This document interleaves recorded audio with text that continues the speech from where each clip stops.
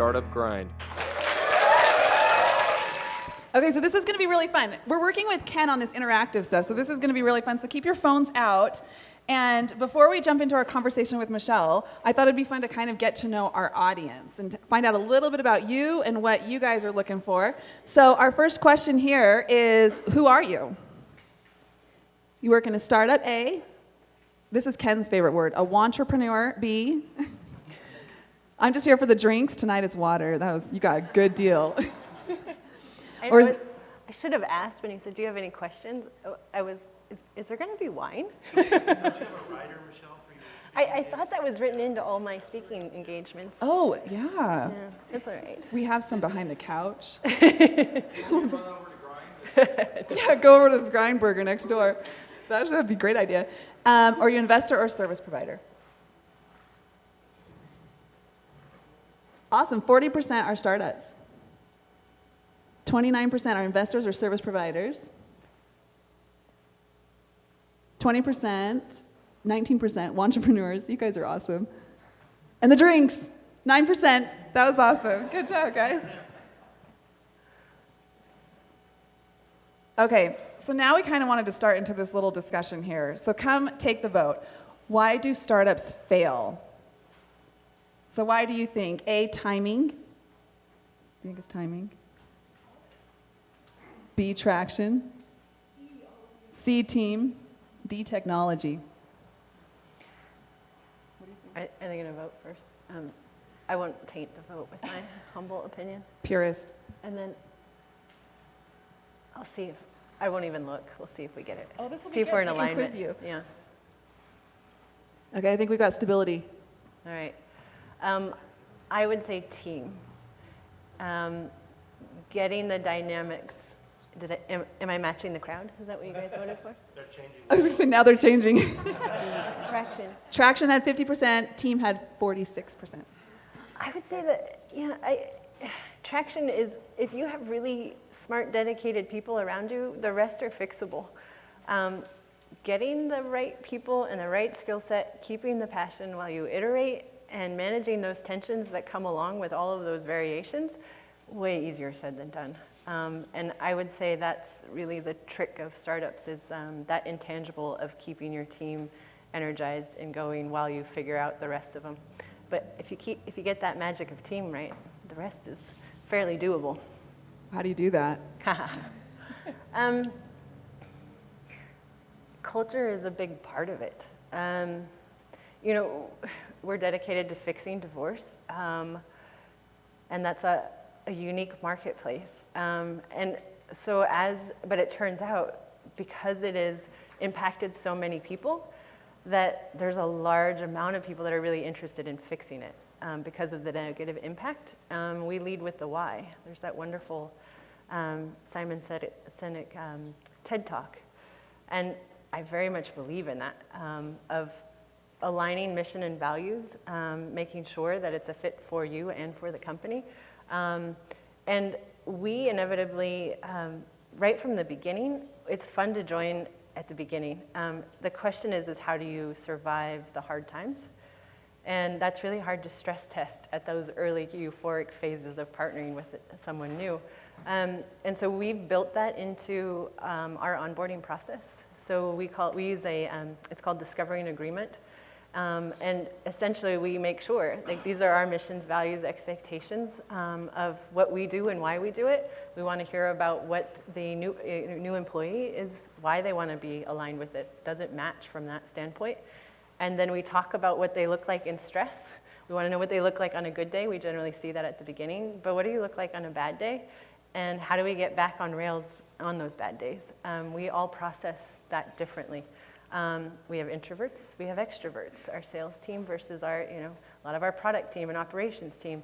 How do you keep that synergy going? And so those are tools that we use. We also use strength finders to really help align and everyone working with their strengths. That's a great way to really build that synergy of a team. It also helps manage conflict.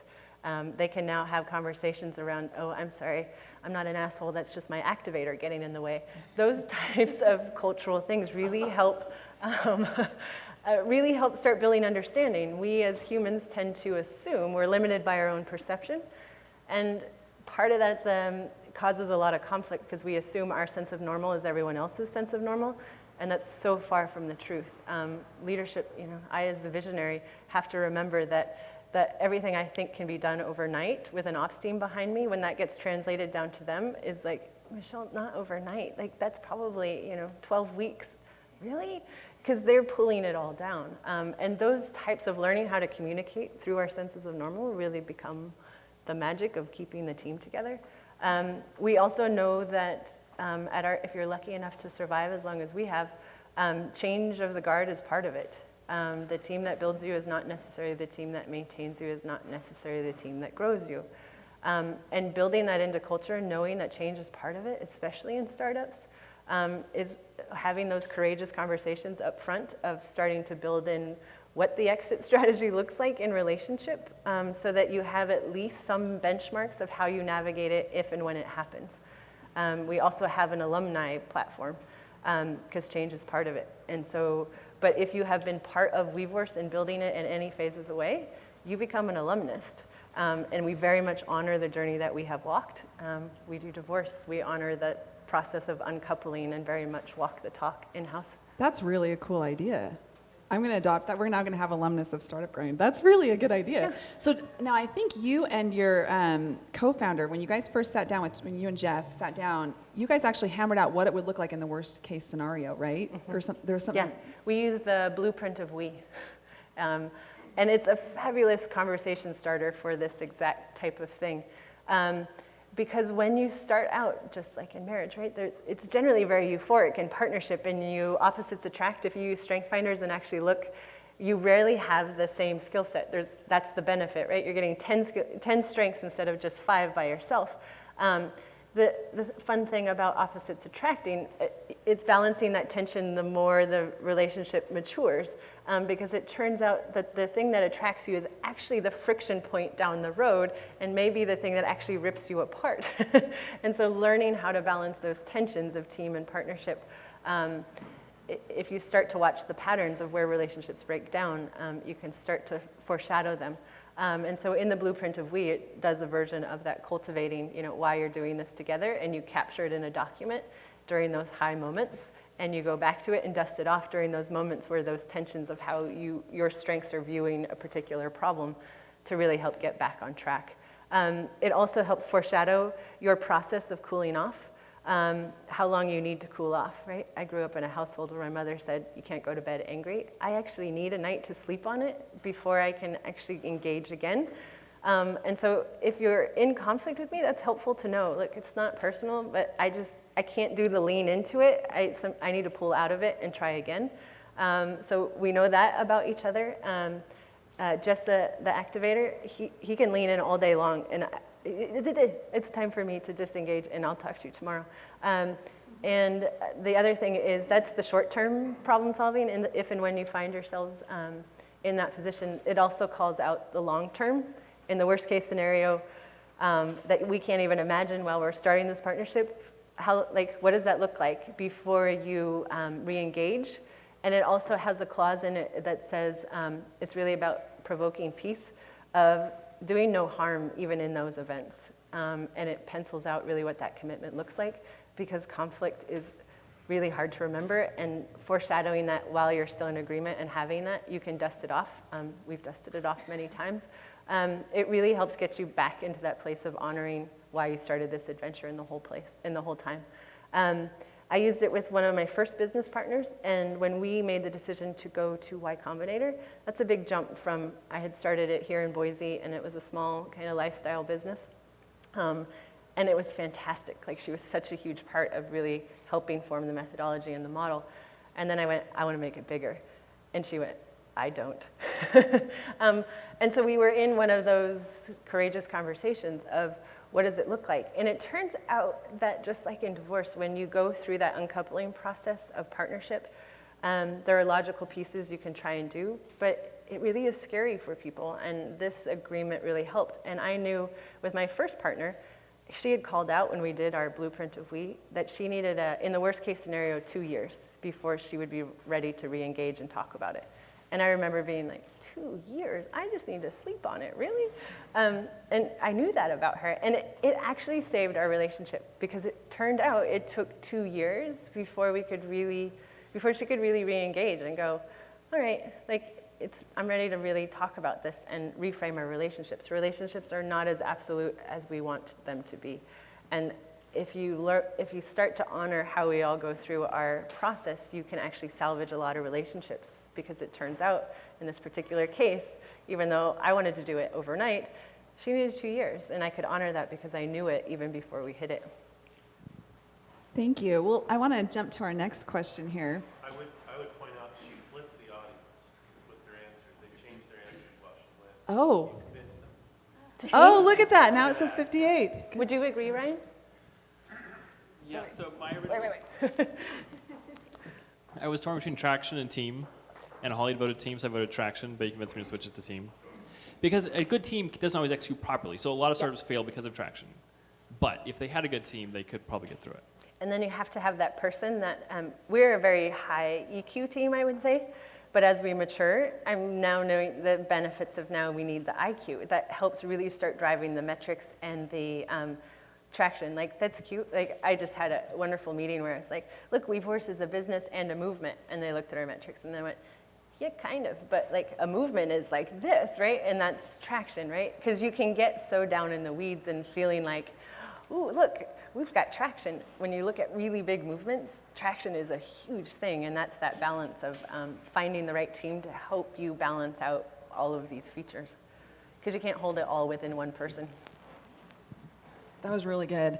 Okay, so we want to go a little bit deeper now, mindset, and we want to ask you what your biggest fears are. So A, finances, B, failure, C, lack of education or skills, D, building the team. Okay, it looks like our majority is saying finances, with building a team next, and then 23% saying the failure. Have yours changed along the way? Or do you have the same? Or do you have fear? You have no fear. Oh, no, I have a lot of fear. I was actually looking for E, all of the above. I would say, so here's how I talk about fear. There are two kinds. I think entrepreneurs by their nature are very comfortable wrestling with fear. In fact, we tend to be a little bit of adrenaline junkies, right? We use it as fuel. And so when I think about fears, I think about them in two categories, right?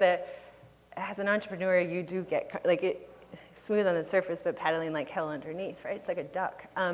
But the art of that, those are what I call the ta-da fears, right? Like, there's something in our nature that really leans into that figure it out. The fear doesn't become the block. It doesn't paralyze us.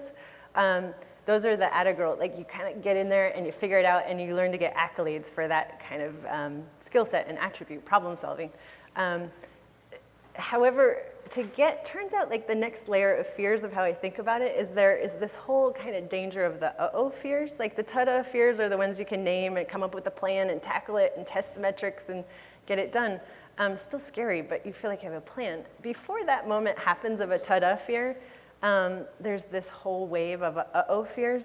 And it's the process of naming that fear that turns it, once an uh-oh fear that tends to blindside you, you'll find them in your foggy days of like, oh hell, I don't know what to do here. In that fog, it's an uh-oh fear, and the act of, this is where I think team and having great advisors and investors around you is oftentimes you need that uh-oh fear, you just need to process it and talk about it. What is it? And then once you can name it or have someone ask you that right question, in that instant, that uh-oh fear can turn into a ta-da fear, and you're moving through it. But in those uh-oh fears, those are the ones that tend to kind of go paralyzed for a minute or a day or a month. You know, those are those variables. That's how I think about fear. Getting comfortable with them. I actually think money is the easiest one to fix. Because if you can't fix the money, it means the uh-oh fears haven't been named. There's a lot of capital out there. There's a lot of, like, there's something underneath it. And once the underlying fears have been fixed, the money it can go away. I think of failure. If you're doing what you love, there's a funny thing that happens to the word failure. They become iterations. They become pivots. You reframe it. When you're doing what you love and you can't see doing anything else, failure is not really an option. Like, it just kind of goes away. You just walk the road. Sometimes you just have no sense what it's going to look like, but you just keep moving. But to do that, I think about growth in rings. There are plenty of times where, like a tree, you have these moments of like, you've got it figured out, and in order to keep growing with your company and your vision and executing, you will hit plenty of moments where in order to actually get to that next, strutting your stuff again, there's a lot of clumsy, and that's where the growth happens. It's that survival of that clumsy. And that's where that lack of education, there's so many moments where you have to be able to have the network around you that can start asking the questions that helps get you through that growth pattern of clumsy so that you can start executing again. Wait, I have a question on that. Yeah. So Jeff told me there's a really funny story about you guys talking to Mark Andreesen the very first time. Oh, God. He told you that? All right. You didn't tell me the story, though, so I'm supposed to ask You're this about the supposed to story. Okay, so let's see how so we had just come out of YC. I'm assuming we needed that question. I'm assuming everyone's familiar with YCombinator's format. So you have 3 months to execute as fast as you can. We were tracking 14% week over week growth, like just on a tear. Heads down, just executing. And then it turns out in this 3 months, you don't quite get it until you live it, but you're in execution mode, and then quickly demo day is like sneaking up on you, and that's on the end of 3 months, and that's where you get on stage in front of, I think about 400 investors. The rumor is there's $1 billion waiting to be deployed that day there were 60 companies in our batch. It's your game to lose, right? The money's there. And you get 2.5 minutes to pitch your idea and your traction. And then they all, much like today, sit on the phones and ask if they're interested. So we had been so heads down, and then you kind of have to pick your head up really quickly and think about fundraising and getting ready for demo day. We had really great traction. Paul Graham, it was his last year leading, and his secret sauce was he only picked the first presenter, and the rest were randomly selected. So literally the night before demo day, we get the email that we've earned the first spot. This is a great problem to have, a lot of pressure. So we do the pitch, we come off stage, and you don't know what's kind of normal, but we had over 60 investors that wanted to talk to us. Great problem to have. So of course Andreesen wants to meet with us. The trick is that like going that heavy into execution into our first meeting out of demo day was with Mark Andreesen. And I think Jeff's perspective, he tells this better than I do. But so we walk in, and we are road weary. We have worked 2,000 hours in this, like we have not slept. We are a little bit, you're really good at executing, but big focus, like pulling back up in division and those kinds of conversations with Mark Andreesen is, we were a little underprepared for that. So the moment, imagine we're sitting there, and we're getting ready, and it's a very fancy VC office. We've been living in a tiny little apartment, like eating ramen. And here, so the junior partners come in first, and we're kind of bantering with them. And there's this empty seat. And they ask, well, do you guys want any food? We're so nervous. No, thanks. And there's this place setting comes in, the chef with like a top hat, like one of those like full-blown like hats. And literally, right before, like seconds before Mark enters the room, comes in with this huge, like big formal setting with the big silver, like voila. So it's all sitting there. And just perfectly timed. Like obviously, they've done the metrics on this one. So here comes Mark. You have to see the picture. And this chef with his magical hat on. And Jeff and I are like, what is happening? And just as Mark sits down, the chef does this like, voila, here's his breakfast. And we're like, where have we landed? It was as if he magically just appeared. So it was a very intense meeting. And literally within, I think there were 6 partners in the room answering like incredibly difficult conversations. It was not a fit for him or for us. They came in through YC as part of the fund, but their target is 19-year-old kind of hackers. So we were a very different market than they were used to seeing. But it was an amazing experience. But I think it tells the humor of that moment of just like watching this whole event unfold with the chef and the breakfast. And we're like, wow, this is a different world. I'll split my ramen with you. We were like, are they leftovers? So I heard, I'm also supposed to ask you about the day you sent 500 emails. So Michelle is brilliant when she starts talking about how to survive and get into YCombinator and then survive YCombinator and get through every week check-in meetings. It's amazing. So I'd love to hear more about that. So 500 emails? Yeah, there's one day that you just had to hit it. Oh, and he said, right. So you, when you're in YCombinator, it's this like, you jump so many hoops to get there, and then it starts. And there's this sense, literally someone's created an app that counts it down to demo day. And so you have this weird like ticking clock in the back of your head, and here you execute, ready, set, go. We had 3 major obstacles, 3 big questions on us. The whole apartment was in whiteboards. And first was, could I convince lawyers to try it a new way and work on our platform? Could we convince more clients to get divorced using Wevorce? And could we build technology in the platform to connect all of this? And so my job in executing was to find the lawyers and get them trained up on the platform. Our developer's job was to build the technology that was going to integrate between the clients and the professionals. So the hardest one, our theory was the hardest one to crack was going to go to find the lawyers.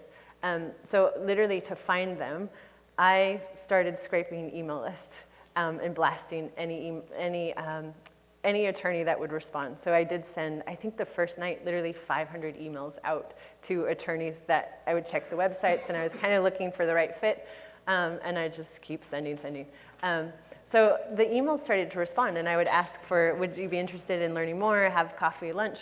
And so emails started to come like instantly in. Yeah, sounds interesting.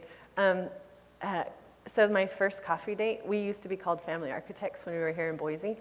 And Paul Graham hated the name. He has a naming mechanism. It has to be less than 10 letters. You have to own the domain.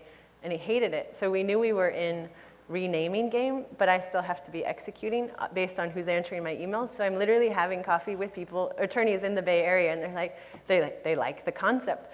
Great, what do you call it? And I'm like, well, it was Family Architects. We're renaming it. Like I'm literally selling before we actually had an official national name. So those are some of the funny stories that I've almost forgotten about. But we didn't have a name. And it took us 2 nights, because you executing and then solving funny little problems like finding a name late at night. And we were literally, to own a domain these days, we were to the point of any name we liked, we couldn't, and Paul Graham says, you can spend up to $70,000 buying a domain. And we were like, that seems like a waste of money. But any name we wanted to own, like all taken. We made a few offers. No one wanted to sell at a reasonable price. And we were literally to the point, it's probably 3 or 4 in the morning going, la-la-la.com, taken, la-la-la-la-la.com, taken. So we had to go back into office hours with Paul Graham after 2 days of doing this all night long and say, we can't, we're stumped on the name. Can we keep Family Architects? No. So within 10 minutes, Paul has this amazing ability of anything, when you're in his presence, you think it like, you're just like, yeah, that's perfect. So we made up a word, and he's like, how about calling it Wevorce? And we're like, sure, that sounds great. In our Paul Graham blog. And then we go home, we buy the domain. And then I went out the next day to try and do more coffee dates, and I kept saying Wevorce. And I came home, and I'm like, this name's not right. And Jeff is the one that actually turned the B into a W, and voila, that's how we became Wevorce. And you go through a funny grief process now that we're talking about names. I actually didn't like the name, and Paul just kept saying, trust me, once the brand takes off, like no one will, and all of my family and friends who had known about this whole journey kept saying, Wevorce, that's the dumbest name ever. And I'm like, I know, but it turns out Paul was right. Like once it gets going, no one else knows it as anything else, and everyone's like, that's the best name. But it's the behind the scenes of the struggle to get the name. It's a good name for what you guys do. It is, it's a perfect name. I think it works well. Finding it, yeah, it's a funny, when you live finding the name, yeah, I had almost forgotten about that. Because now it is Wevorce. I can't see it as anything else, but, so. Oh, okay, we have a question here. You had a baby in the middle of all of this. How did you manage it all? And you can Great. ask questions on Yeah, you guys can plug in questions. Great question.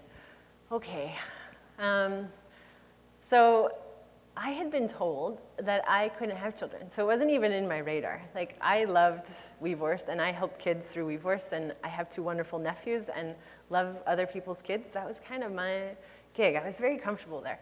I have a wonderful husband, and he has 2 girls, so there's my stepgirls. And I was comfortable in this conversation, and really, like, when you're growing, at that point, right out of YC, 80% month over month. Like, it just, New York Times did a feature on us, and it just went, whoa. So I was so heads down focused, and I was actually living in the Bay Area. John was still here, and he was coming to visit on the weekends. I was so heads down, tired, like, just, I thought I was so tired. We had just closed our round, and I was back visiting in Boise and realized I was really, really tired. So yeah, Eureka, long story short, discovered that I was pregnant. And it wasn't like a moment that it wasn't one of those graceful surrenders. It was like, what? How am I gonna do that? I literally Googled, like, pregnant female founder, how? Like, nothing, like crickets. And I was like, shit, I gotta go figure something else out, like, really?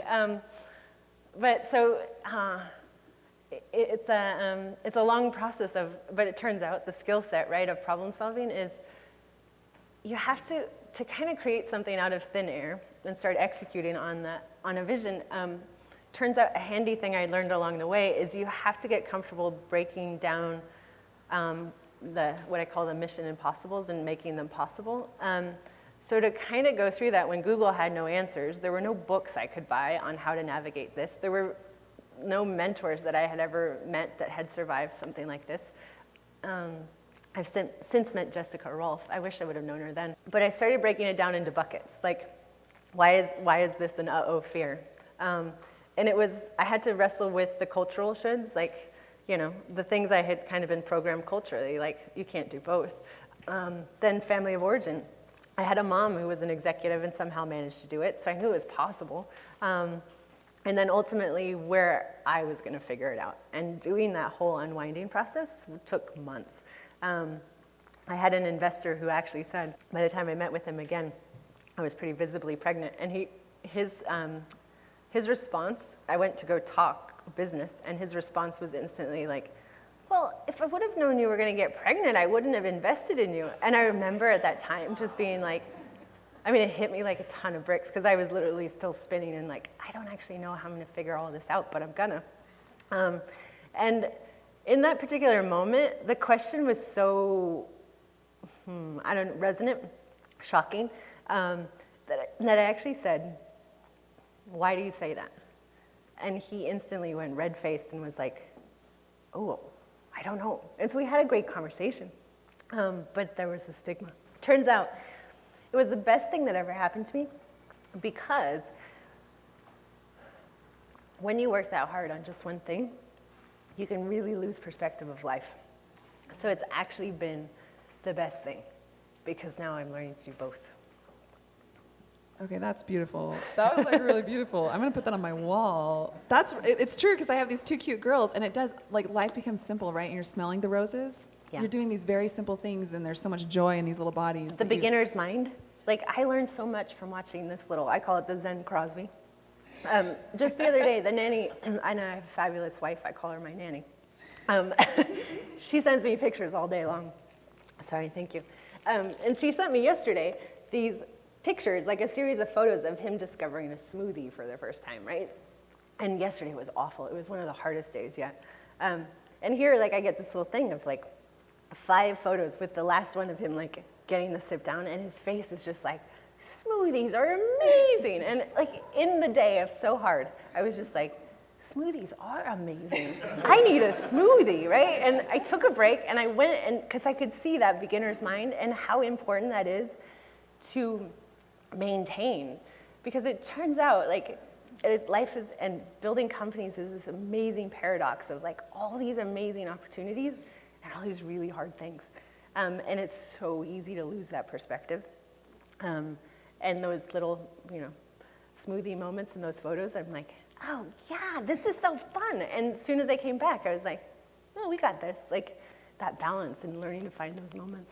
Oh, I love that. I love that so much. Okay, this will be good.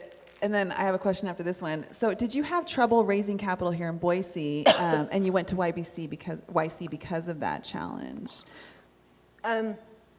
So one of my, someone was asking about networking, or one of the questions. One of the go-to tools that I have found really successful is networking. So when I had built Family Architects, was getting amazing results, I literally would meet with anyone, tell them what we were doing. One of those meetings was with Mark Salon, which many of you may know. Sorry, allergy season. And so Mark loved what we were doing, said, Eureka, Michelle, this could change the world. I said, thanks, that's a lot of pressure. But he was still doing his fund the first time we met. And he kind of said, well, here in Boise, you could probably raise about $350,000. At that point, I was like, oh my gosh, that's so much money. Now I'm like, whew, that goes so fast. So I knew it was out there. But the next time I went back to talk to Mark, he was like, okay, I have some news. I'm actually transitioning to Techstars. Do you want to come? And I was like, yeah. So we didn't actually raise here. So because we got into Techstars and then YCombinator, so I didn't actually raise here, so I didn't have to kind of do that. I think I think you can get some here, but it's interesting you hear about it. We're just kind of rounding the corner to starting to think about our next round. And I've asked and kind of like, all right, who's here? And although you hear of them, it's kind of like the unicorn. When you actually go to grab it, no one's actually delivered a name or a meeting.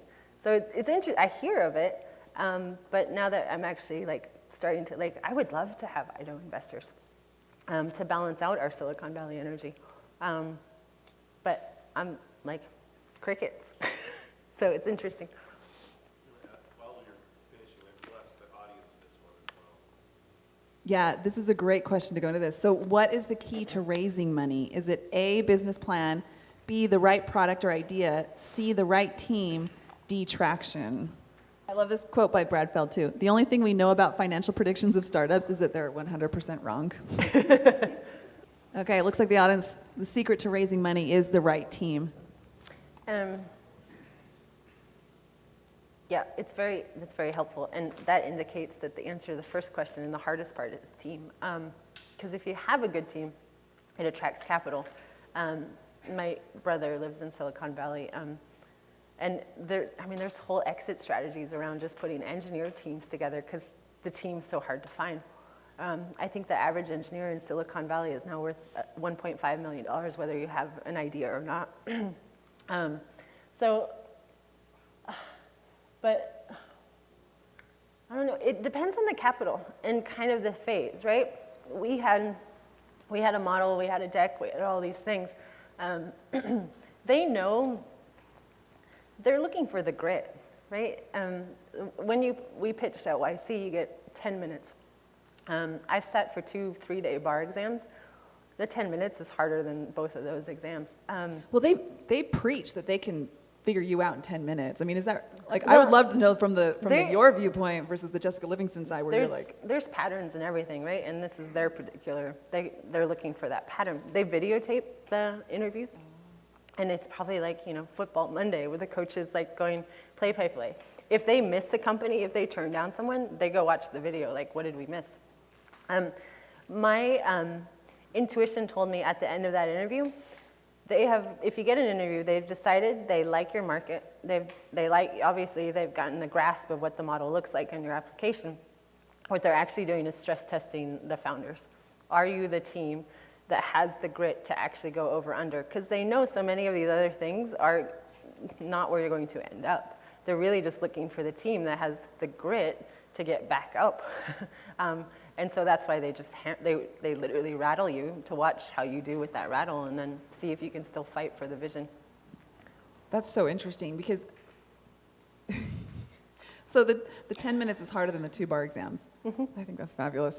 That's intimidating. Yeah, because I knew there were 18 areas of law. I knew that's all backwards facing stuff you can put in your brain. When you're fighting for a vision and how you're going to execute it,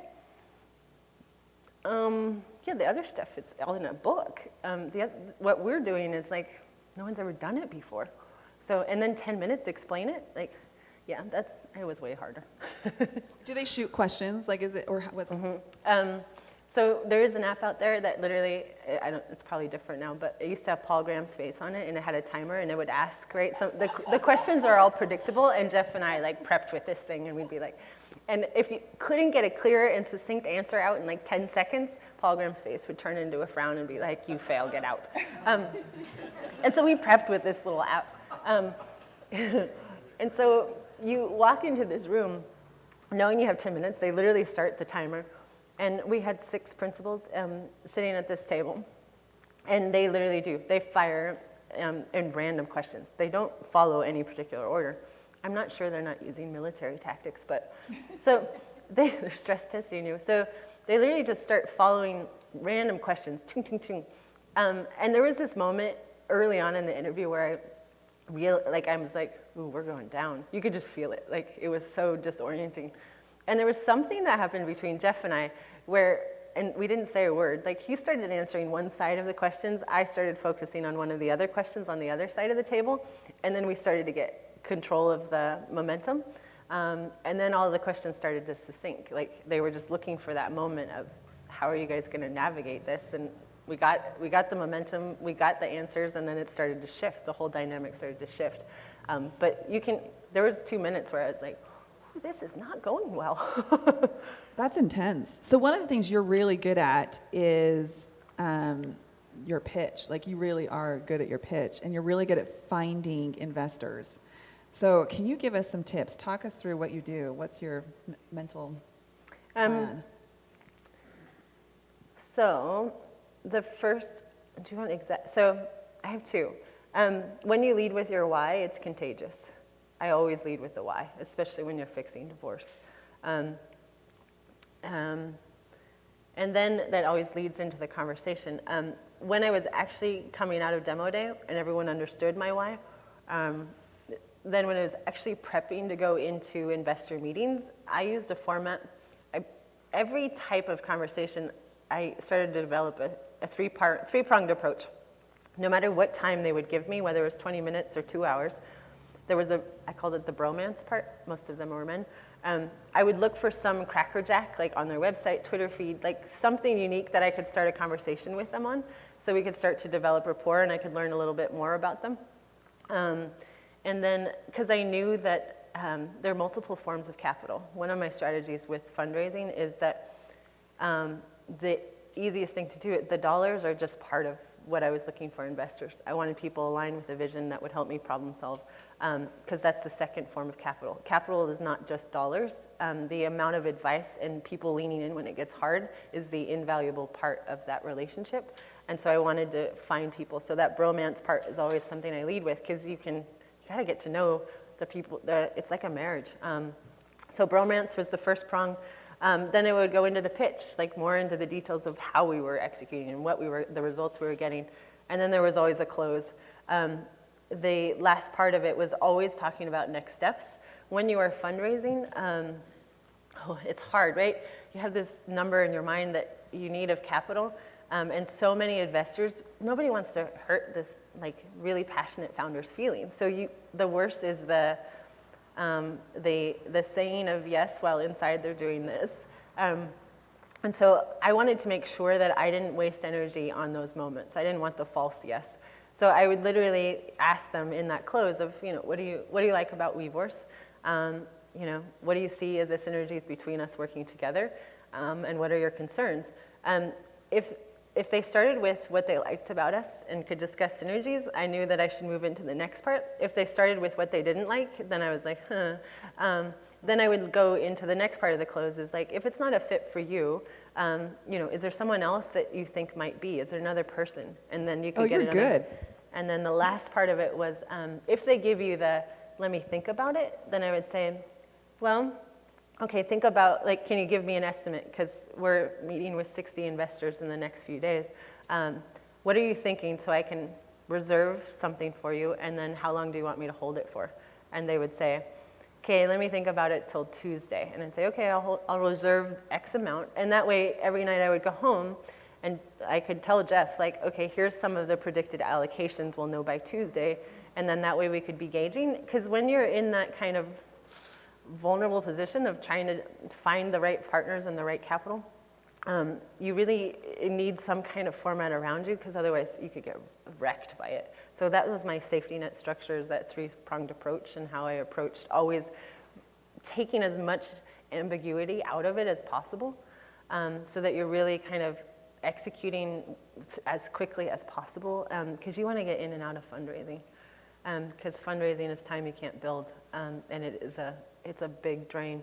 And so when I approached it that way, I started to really actually enjoy fundraising. Most founders hate fundraising. I actually kind of enjoy it, because any question you get from a potential investor that you can't answer actually makes your company stronger, because you got to go figure out what they're seeing that you're not. And so that's how I've always approached fundraising, is actually just starting with the relationship. Like, the money is the easy part. Getting that relationship right with the right, I consider my investors part of the team. That's awesome. Well, we have time for just one short more question before we close. Oh, and there is one. What's the one thing you most wish you'd known at the start? Alternatively, what did you think you knew at the start that was most wrong? That's a good question. It is a great question. Okay, so I would say some of the best advice I got was actually from Brian Chesky, the founder of Airbnb. The one that sticks with me on what I wish I would have known is the secret to success is don't quit and don't run out of money. It is that simple, and so not that simple. So the second part of that question also feeds off of that. There are so many moments of where you get really close to quit. Like, it turns out balancing that tension of what's Ben Horowitz's book, The Hard Thing About Doing Hard Things. There is no possible way to understand until you live it how hard it is. As a young, euphoric visionary, that's the fun part. If you survive long enough, you kind of realize why 8 out of 10 fail. Because it turns out a lot of this is a mental game that you're having with yourself. And you're constantly having to grow. And if the vision is actually going to, as you're executing on that vision, I call it the maturing process of the visionary to the CEO, to the leader of it. It requires a lot of self-reflection, a lot of clean out, because you can really get in your own way. And so you have to develop that tribe and that community and that team that's constantly helping kind of reflect and teach and mentor, because you have to just keep growing. And it turns out, I really believe that's why so many quit, because of those growth rings. You just have to keep popping. Before we end, will you just tell us your story of why you started Wevorce? Sure.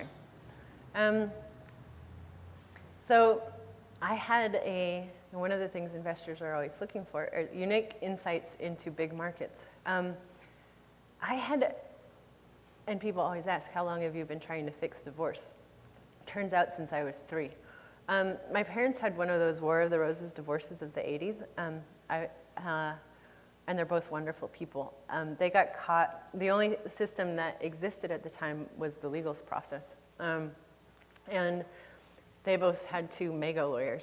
By the time I was 9, we were in court 15 times growing up over various custody battles. So by the time I was 9, one of my parents' lawyers decided I was mature enough to help them decide. And the moment I will never forget was when one of them walked up and asked, Michelle, if you were stranded on a desert island, which parent would you choose to live with? So at a very young age, I knew exactly this place is broken. Just because people are letting go of the role of husband and wife, if they are mom and dad, that part never changed, especially from a child's perspective. So back to the beginner's mind, right? So as a child living through this, I had a very unique perspective of the damage the legal system was doing. That moment really becomes the catalyst for me going to law school, realizing at that perspective, oh, here's part of the problem, how we're being trained as lawyers, going out into practice and realizing it's getting worse layer by layer. And then really starting to fumble with that. It was becoming a value crisis of I wanted to fix it, but couldn't do it within the existing system. And so as I started wrestling with that, I actually bought a book, 101 Things to Do with a Law Degree. and was having a conversation. Oh, and I read it like a lawyer. Like, it had highlights and tabs, and it was so earmarked, coffee stains. And I was literally ready to reinvent myself. I was just like, I can't do this. And during that kind of searching period of my life, a very good friend asked me a very poignant question and said, hang on, Michelle, before you give up all the experience and all of the education, if you could practice law any way you wanted, how would it go? And that conversation was really the first very clumsy articulation of what is Wevorce today. And at the end of that conversation, he said, go do that. And I was like, well, what's that? So it turns out, in order to find, that 9-year-old girl's perspective, in order to actually fix it and be able to help families, I had to create it. And today, that's still that moment of doing hard things. That's the thing that gets me up every morning. It turns out that in my theory of multiple forms of capital, that I'm actually driven by that. And the rest becomes just got to get over under. And when that driving force is so strong, you really need to have that fuel to kind of keep climbing and keep figuring it out, to keep believing, as you go, product market fit. And like, I'm trying to get people to get along in a higher conversation during divorce. Like, it's not an instant turn on in market, like, oh, that's great. So that kind of story of really knowing the impact and helping families and doing those educations and continuing to iterate on how that works and making those connections is kind of the reason I do what I do. We're glad you do what you do. Thank you. Michelle is awesome because she's trying to keep her headquarters here and jumping back and forth between Silicon Valley and Boise. How often? A lot. I go probably every other week now. And when we made that transition, we had spent about a year in San Francisco after YC. As we were looking at the benefits of it, like, we loved, if you're a founder, San Francisco's intoxicating. Everywhere you go, you hear pitches. Like, you're just surrounded by people just like you. And Boise's great for lifestyle. And so we're learning that, that balance. And so because most of our investors are there, we do advisor meetings, and it's still our leading market. So I do spend, back and forth, but it's an hour flight. So there's so many benefits of bringing it back here, and I actually think I originally undervalued some of those benefits, and I actually think it's really helping Wevorce, because in the company we're trying to build is actually, although there are so many great threads that we've gotten and learned and kind of helped get us this far, if we would have stayed there, I think the company would have actually taken some really strange trajectories, chasing metrics that weren't actually in line with the mission. And I'm not sure the quit wouldn't have caught me sideways. Because here, I've been able to connect with there are some amazing minds here, with different perspectives than just 99-cent app kind of rapid growth conversations. And to me, that's really actually brought in a whole other layer of the business of Wevorce and how the movement's actually clicking forward now. So I actually adore the connections I've made here. That we talked about last time Scott was here. There's this theory of you can't actually scale here because you can't get the talent. That's not a Boise problem. That's a San Francisco problem. That's a New York problem, right? They love to make it about it's a flyover state. I also heard if you guys go back to Boise, I'm not investing in you. It's just because they go through a formula of what works, right? Boise's not on the radar of that checklist. It looks like a less than, and when you're doing hard things, they want to be minimizing hard things, minimizing the friction points, and they see Boise as a friction point because of those reasons. But when you actually look at it, and we did spend the year there really developing that rapport with them, so that by the time I spread the spreadsheet, I'm like, yeah, but look what this runway turns into if we go back to Boise. And by then they were like, yeah, that makes sense. And so, yeah, it's an hour flight to San Jose. And I enjoy it. It's my sense of balance. Like, when I'm there, it's a go all out. It's nice to come home too. Thank you so much. She's always so busy, as you guys know, and you guys are founders too. It is very appreciative when you come and dedicate your time. I know that's the most valuable thing for her. So thank you for coming and spending it with us tonight. It was wonderful. Thank you so much. Let's give her a round of applause.